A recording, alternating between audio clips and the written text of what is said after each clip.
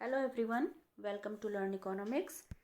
इस वीडियो में हम law of diminishing marginal utility के बारे में जानेंगे, जिसे गॉसेंस फर्स्ट लॉ भी कहा जाता है। Law of diminishing marginal utility को सबसे पहले 1854 में हरमन गॉसेन ने प्रस्तुत किया था। इसे गॉसेंस फर्स्ट लॉ या गॉसेन का प्रथम नियम भी कहा जाता है। यह लॉ यूटिलिटी एनालिसिस का आधार स्तंभ है। गॉसेन के अकॉर्डिंग जब हम किसी वस्तु की समान मात्रा का लगातार उपभोग करते जाते हैं तो उससे प्राप्त होने वाली उपयोगिता घटती जाती है। इस लॉ को प्रोफेसर मार्शल ने और अधिक तकनीकी तरीके से विकसित किया था। उनके अनुसार किसी व्यक्ति को वस्तुओं के दिए गए स्टॉक से जो एडिशनल बेनिफिट या अतिरिक्त लाभ प्राप्त होता है, वह उस स्टॉक में जो उसके पास पहले से है उसमें प्रत्येक वृद्धि के साथ साथ घटता जाता है। इस डेफिनेशन से क्लियर है कि जब हम किसी वस्तु की एडिशनल यूनिट को कंज्यूम करते हैं तो ईच सक्सेसिव यूनिट से या प्रत्येक अगली इकाई से प्राप्त होने वाली सीमांत उपयोगिता अन्य बातें समान रहने पर घटती जाती है। अन्य बातों से क्या अर्थ है यहाँ पर? जैसे कमोडिटी के प्राइस, कंज्यूमर का टेस्ट, इनकम, हैबिट, ये सब कांस्टेंट रहते हैं। नेक्स्ट है अजम्पशंस या मान्यताएं। रेशनैलिटी, ये मानकर चलते हैं कि कंज्यूमर रेशनल है। रेशनल मीन्स कि कंज्यूमर अपनी लिमिटेड इनकम से मैक्सिमम सेटिस्फैक्शन पाना चाहता है। Number 2, homogeneous commodity. इससे अर्थ है कि कमोडिटी की प्रत्येक यूनिट आइडेंटिकल है, अर्थात एक समान है। Number 3, standard unit of measurement, अर्थात कमोडिटी की प्रत्येक यूनिट जो कंज्यूम की जा रही है उसकी मात्रा समान है। जैसे कंज्यूमर अगर 1 कप चाय लेता है तो प्रत्येक बार वह 1 कप चाय ही लेगा, इसकी मात्रा न कम होगी न अधिक। Number 4, consumers income are given and remain constant. Consumer की इनकम दी हुई है और उसमें कोई परिवर्तन नहीं होता। Number 5, price of commodity are given and remain constant. Commodity का प्राइस भी दिया हुआ है और वह भी कांस्टेंट है। कार्डिनल यूटिलिटी मीन्स यूटिलिटी को नंबर्स में मेजर किया जा सकता है। Number 7, independent utility. इससे अर्थ है कि प्रत्येक यूनिट से प्राप्त होने वाली यूटिलिटी पूर्णतया स्वतंत्र है। Number 8, marginal utility of money is constant means consumer money की पर एडिशनल यूनिट से सेम सेटिस्फैक्शन प्राप्त करता है। Number 9, continuous consumption. Consumer commodity को कंटिन्यूअसली कंज्यूम करता जा रहा है, कोई ब्रेक नहीं ले रहा वो बीच में। नेक्स्ट है explanation of the law. Law of diminishing marginal utility को हम इस टेबल एंड ग्राफ की मदद से समझ सकते हैं। सपोज कमोडिटी कॉफ़ी है, तो जब कंज्यूमर कॉफ़ी का पहला कप कंज्यूम करेगा तो उससे उसे 4 यूटिल्स के बराबर सीमांत उपयोगिता प्राप्त होती है। अब 1 कप कॉफ़ी पीने के बाद उसकी कॉफ़ी पीने की जो इच्छा है वो पहले से कुछ कम हो जाएगी, इसलिए सेकेंड कप कॉफ़ी पीने पर उसे 3 यूटिल्स के बराबर सीमांत उपयोगिता प्राप्त होती है। और इसी प्रकार थर्ड कप पर 2 यूटिल्स एंड फोर्थ कप पर 1 यूटिल्स के बराबर मार्जिनल यूटिलिटी प्राप्त होगी। और फिफ्थ कप कॉफ़ी से उसे 0 मार्जिनल यूटिलिटी प्राप्त होगी। मीन्स अब वो कंज्यूमर जो है वो फुल सेटिस्फाई है यहाँ, क्योंकि कंज्यूमर की कॉफ़ी पीने की इच्छा जो है वो लगातार घटती जा रही है।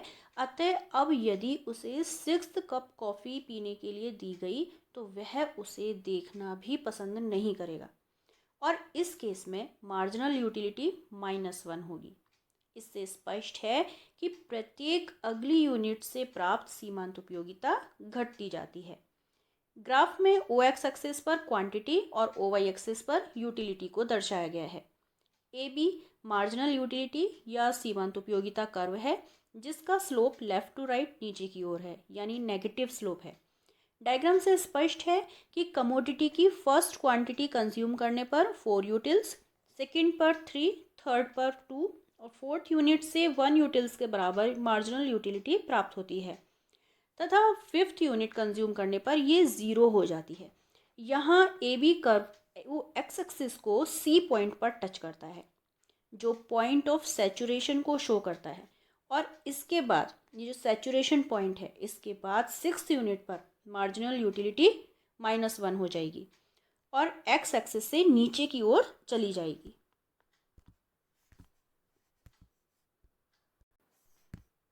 नेक्स्ट है एक्सेप्शंस ऑफ द लॉ।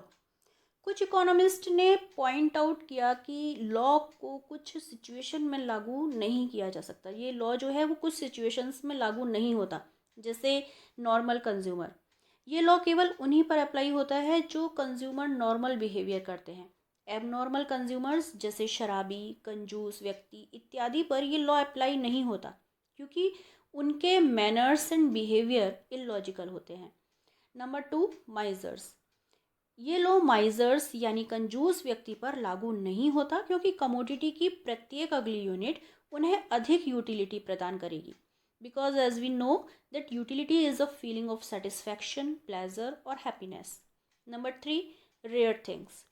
ये लॉ उन चीज़ों पर भी लागू नहीं होता जो बहुत ही मुश्किल से मिलती हैं, जैसे rare gold coins, rare portraits etcetera. Number 4, initial units. यदि कंज्यूमर को स्टार्टिंग में कंज्यूम करने के लिए कम यूनिट प्राप्त हो, तो प्रत्येक अगली यूनिट से मिलने वाली यूटिलिटी बढ़ती जाती है, तो ये लॉ एप्लीकेबल नहीं होगा। नंबर 5, गुड बुक्स और पोएम। यदि किसी कंज्यूमर को कोई बुक या पोएम बहुत अच्छी लगी, तो वह उसे बार बार पढ़ना या सुनना पसंद करेगा, अतः यहाँ पर भी ये लॉ एप्लीकेबल नहीं होगा। नेक्स्ट है causes of its application. Main causes of the application of the law are: number 1, commodities are imperfect substitutes. Means किसी एक कमोडिटी के स्थान पर दूसरी कमोडिटी को यूज़ नहीं किया जा सकता, जैसे चाय को कॉफ़ी के स्थान पर तथा कॉफ़ी को चाय के स्थान पर हर समय उपयोग नहीं कर सकते। कुछ लिमिट तक ही ऐसा कर सकते हैं और उस लिमिट के बाद इससे प्राप्त होने वाली जो मार्जिनल यूटिलिटी है वो घटनी शुरू हो जाती है। Number 2, suitability of particular wants. शायद ही कोई ऐसी इच्छा हो जिससे पूरा ना किया जा सके, बट सैचुरेशन पॉइंट या पूर्ण तृप्ति के बिंदु पर पहुंचने के बाद कमोडिटी की 1 मोर यूनिट कंज्यूम करने से मार्जिनल यूटिलिटी 0 हो जाएगी। इसलिए सैचुरेशन पॉइंट पर पहुंचने से पहले टोटल यूटिलिटी डिमिनिशिंग रेट से इंक्रीज होती है और सैचुरेशन पॉइंट पर इसमें कोई वृद्धि नहीं होती और उसके बाद एक एक्स्ट्रा यूनिट से कंज्यूमर को नेगेटिव मार्जिनल यूटिलिटी प्राप्त होती है। Number 3, alternative uses. प्रत्येक कमोडिटी के बहुत सारे यूजेस होते हैं और प्रत्येक कंज्यूमर उस यूज़ को प्रायोरिटी देता है जो उसके लिए इम्पॉर्टेंट है। फॉर एग्ज़ाम्पल मिल्क के बहुत से यूजेस होते हैं। अगर इसकी क्वांटिटी कम है तो ये पहले छोटे बच्चे के लिए यूज़ किया जाएगा और अगर अधिक है इसकी क्वांटिटी तो इसे दही, चाय इत्यादि के लिए भी उपयोग में लाया जा सकता है। अतः स्पष्ट है कि जब कोई चीज़ कम क्वांटिटी में होती है तो वह ज़्यादा वैल्यूएबल होती है और जैसे जैसे उसकी क्वांटिटी बढ़ती जाती है वह लेस वैल्यूएबल हो जाती है, जिससे मार्जिनल यूटिलिटी घटने लगती है। नेक्स्ट है importance of the law. This law has great theoretical and practical importance. Its main benefits are: number 1, basis of the laws of consumption. Consumption laws जैसे law of demand, law of equi marginal utility and concept of consumer surplus इसी law पर based है. Number 2, variety in production and consumption. Production and consumption में variety होना भी इसी law पर based है, बिकॉज कंज्यूमर सेम गुड को कंज्यूम करने से बोर हो जाता है, जिससे उसकी मार्जिनल यूटिलिटी गिरने लगती है. यही कारण है कि मार्केट में सोप, टूथपेस्ट, क्लोथ्स एक्सेट्रा की डिफरेंट वैरायटी देखने को मिलती है. Number 3, difference between value in use and value in exchange. Diamond water paradox की मदद से हम इसे समझ सकते हैं कि डायमंड के प्राइस क्यों हाई होते हैं जबकि वाटर की यूटिलिटी डायमंड से अधिक होती है. प्रोफेसर एडम स्मिथ ने इसे स्पष्ट रूप से समझाने का प्रयास किया है. उन्होंने वैल्यू को 2 पार्ट्स में डिवाइड किया. Number 1, value in use and number 2, value in exchange. Value in use जो है वो डे टू डे लाइफ में वस्तु की उपयोगिता को दर्शाता है तथा वैल्यू इन एक्सचेंज वस्तु की उपयोगिता को कीमत के संदर्भ में दर्शाता है। कमोडिटीज़ लाइक वाटर, एयर, ये लाइफ के लिए अति आवश्यक हैं। अतः इन कमोडिटीज़ की वैल्यू इन यूज़ बहुत अधिक है, बट ये प्रचुर मात्रा में उपलब्ध हैं, इसलिए इनका वैल्यू इन एक्सचेंज अर्थात इनकी जो कीमत है वो कम है। और इसके विपरीत कमोडिटीज़ लाइक गोल्ड, डायमंड, ये मानव जीवन के लिए उपयोगी नहीं हैं। अतः इन कमोडिटीज़ का वैल्यू इन यूज़ कम है, बट क्योंकि ये कमोडिटीज़ स्केर्स हैं अर्थात अल्प मात्रा में उपलब्ध हैं और इन पर लेबर कॉस्ट बहुत आता है, इसलिए इनकी वैल्यू इन एक्सचेंज अर्थात कीमत जो है वो बहुत अधिक होती है। अतः डिमिनिशिंग मार्जिनल यूटिलिटी थ्योरी इस पैराडॉक्स को समझाने में हेल्पफुल है। Number 4, price determination. प्रत्येक कमोडिटी का प्राइस उसकी डिमांड एंड सप्लाई के द्वारा निर्धारित होता है और कमोडिटी की डिमांड उसकी मार्जिनल यूटिलिटी पर डिपेंड होती है। यदि कोई विक्रेता अपनी कमोडिटीज़ की अधिक यूनिट को सेल करना चाहता है तो उसे वस्तु की कीमत को कम करना होगा, क्योंकि अधिक यूनिट से डिमिनिशिंग मार्जिनल यूटिलिटी प्राप्त होगी। और इसके विपरीत यदि वस्तु का अधिक प्राइस फिक्स कर दिया तो कम यूनिट की डिमांड की जाएगी। Number 5, basis of progressive taxation. Progressive taxation का सिद्धांत भी इसी लॉ पर आधारित है। जैसे जैसे व्यक्ति की इनकम इंक्रीज होती है, टैक्स रेट भी इंक्रीज होता है, क्योंकि इनकम बढ़ने से मनी की मार्जिनल यूटिलिटी घट जाती है। Number 6, advantage to the consumers. Consumer maximum satisfaction पाने के लिए कमोडिटी केवल उतनी ही यूनिट्स को परचेज करेगा जहां उसकी मार्जिनल यूटिलिटी प्राइस के इक्वल हो जाती है।